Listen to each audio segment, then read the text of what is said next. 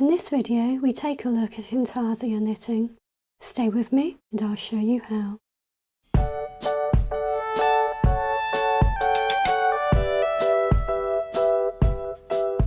Intarsia knitting is where we knit patterns with blocks of colour, adding a new yarn with each colour change. This is different to fair isle knitting, where we use one ball of yarn per colour and carry the yarn, leaving these floats at the back.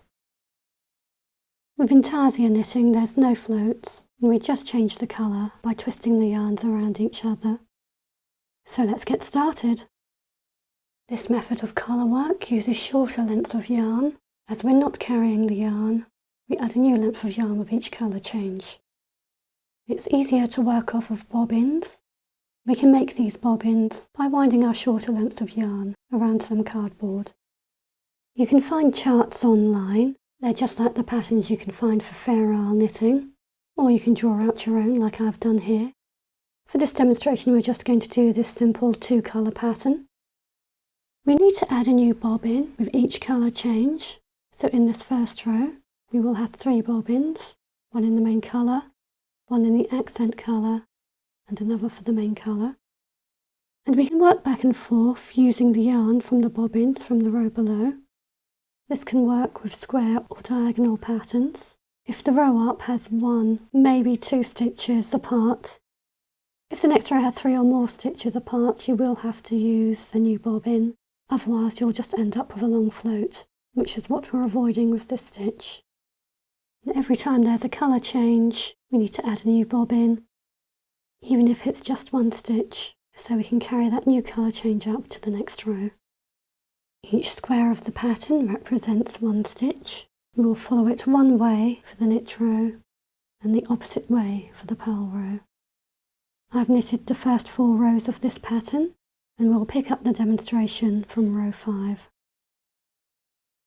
In the pattern we have 5 stitches in our main colour, 5 in the pattern colour and 5 in the main colour.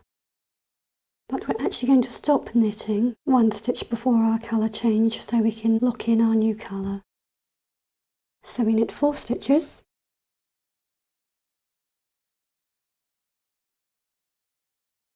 Now we bring in our new colour. We lay the tail across the working colour and we knit our last stitch. And we've trapped the tail of our new colour underneath the working thread. Now we have to knit 5 stitches in our new colour, but before we do, we twist our new colour around our old colour twice. And that will lock our 2 yarns together, preventing any holes in our pattern. And we simply knit with our new yarn. And once again, we knit until 1 stitch before our colour change.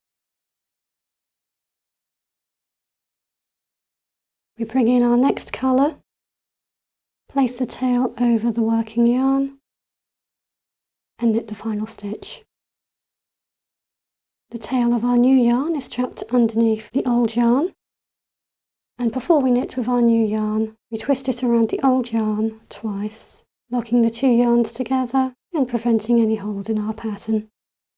And we knit with our new yarn.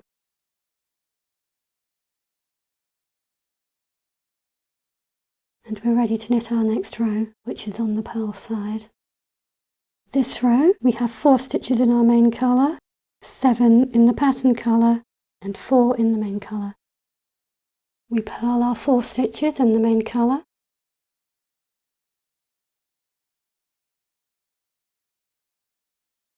Now we're ready to do our colour change. We pick up our new colour, we bring that under the old yarn and purl the next stitch, trapping the old yarn under the new yarn and locking those 2 colours together. We then carry on for the rest of our 7 stitches.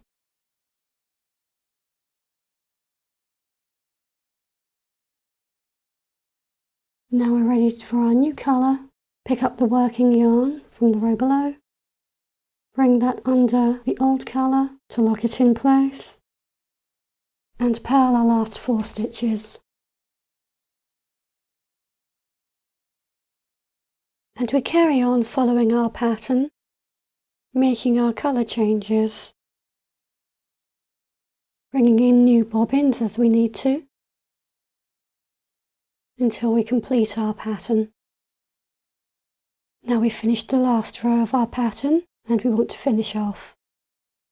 We have quite a few bobbins attached, as well as our main ball of yarn. We're going to put that to one side because we want to keep that attached. Now we'll go ahead and snip off all these bobbins, leaving a tail of a few inches. Now we're going to work across, knitting in our main colour, and as we do, we want to pick up the tails from the bobbins, twist the yarns around each other twice, and knit the stitch. Pull the tail snug, and we have our bobbin tails locked into place. Keep working along the row, securing all the tails. With the ends of our yarn secured, we can take a yarn needle or small crochet hook and weave in the ends. Now with all our ends woven in, we can see where the yarns are twisted around each other. This is how it looks from the front, and we can carry on knitting, adding new bobbins and new patterns as we like. And that's how to do Intarsia knitting.